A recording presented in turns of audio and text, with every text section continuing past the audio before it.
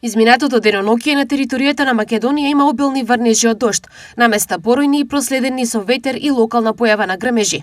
Најмногу дожд наврна на Попова шапка.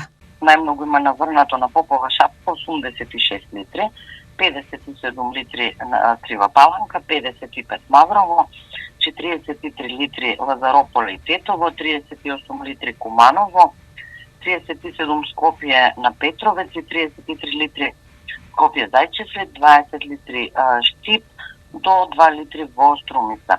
Облачноста и дождовите до крајот на денот треба да се намалат, велат од управата за хидрометеоролошки работи. И денес ќе се задржи претежно облачно со повремени локални врнежи од дожд, кои што наместа ќе бидат пообилни и порејни со услови за појава на ретки грмежи.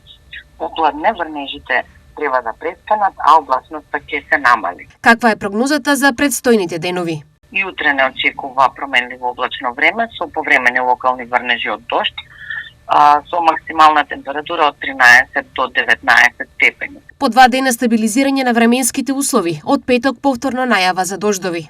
Во следните 2 дена времето ќе биде стабилно со постудени утра, а нов локален дожд очекуваме во петок кон крајот на денот.